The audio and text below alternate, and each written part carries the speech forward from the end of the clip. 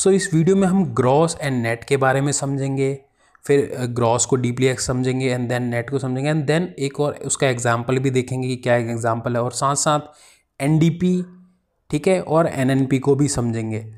तो स्टार्टिंग से चलते हैं, बैक करते हैं, let's go on first slide. Yes, so gross and net क्या है इन इकोनॉमिक्स, ठीक है। The term gross and net are use to differentiate between values before and after certain deduction और एडजस्टमेंट, ठीक है। समझते हैं, सबसे पहले समझेंगे ग्रॉस क्या है, थोड़ा समझ आएगा आपको। Gross value this refers to the total value before the deduction, कोई भी एक ऐसी वैल्यू जो कि डिडक्शन से पहले है।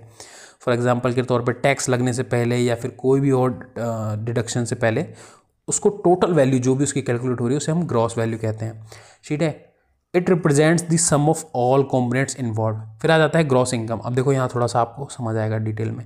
The total income earn by an individual और company before any taxes, expenses, deductions और आर अप्लाइड।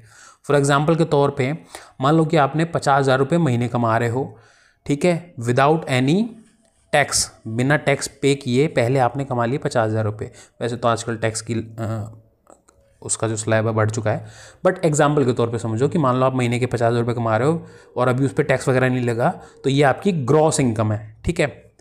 ऐसे ही नीचे आ जाता है gross domestic product GDP, the total market value of all final goods and services produce with in a country in a specific period, usually 1 year, without deducting depreciation. इससे पिछली video में हमने एक depreciation के बारे में समझाया, तो डेप्रिसिएशन को भी जरूर देखना कि वो होता क्या है। बहुत सारे कॉमर्स स्टूडेंट्स को पता होगा, जिनको नहीं पता है जरूर देखें उस वीडियो को।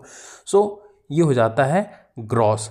अब अगले में समझेंगे नेट क्या है। तो नेट टू नेट मतलब ग्रॉस में जो भी आपके डिडक्शन चाहिए होंगे, चाहे टैक्स हुआ चाहे कुछ भी लगने के बाद उस जो वैल्यू आती है उसे हम नेट कहते हैं। तो net value, this is the value after deducting certain expenses and adjustments, ठीक है।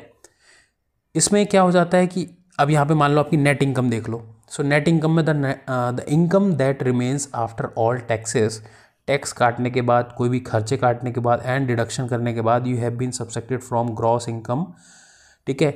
Using the previous example, for example जो पिछले मैंने स्लाइड में देखा था 50,000 रुपये आपकी इनकम है, तो मान लो if your expenses and taxes amount 15,000, tax वगैरह लगा के या फिर और भी आपके जो भी खर्चे हैं उन सबको लगा के मान लो आपने 15,000 रुपये आपके उस सैलरी में से डिडक्ट हो गए, देन आपकी नेट इनकम क्या रहेगी, वो रहेगी 35,000। 50,000 में से घटा दिए 15,000 तो बचे 35,000, तो ये आपकी नेट इनकम है, ठीक है। फिर आ जाता है net national income, NNI। This is gross national product GDP minus, GDP में माइनस कर दिया जाएगा डेप्रिसिएशन, इसको हम कहेंगे नेट नेशनल इनकम, ठीक है। ग्रॉस नेशनल एक होता है GNP, ग्रॉस नेशनल इनकम, इसके ऊपर भी मैंने पिछले एक वीडियो बना रखी है इससे पहले की वीडियो में, तो आपको जरूर देखनी चाहिए अगर आपको उसको समझना होता है। तो ये हो जाता है NNI, नेट नेशनल इनकम। इसमें क्या हो जाता है, जीडीपी में से माइनस कर देते हैं डेप्रिसिएशन, ठीक है।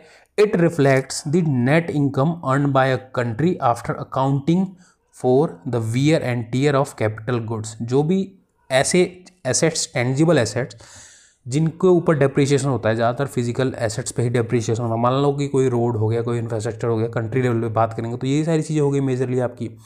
ट्रांसपोर्ट वाला एरिया हो गया, रेलवेज़ हो गई, है ना, रेलवेज़ में ट्रांसपोर्ट किया जाता है, तो ये अगर इनकी धीरे धीरे टाइम बढ़ रहा है, काफ़ी समय से कोई पुरानी ट्रेन्स हो गई, है ना, मालगाड़ियाँ हो गई, धीरे धीरे उनकी एजिंग घटती है, ठीक है, डेप्रिशिएट होता है, तो उसको ही डेप्रिसिएशन कहते हैं, तो उसको माइनस कर दिया जाता है इसके द्वारा, तो इससे आपका NNI निकल जाता है, नेट नेशनल इनकम।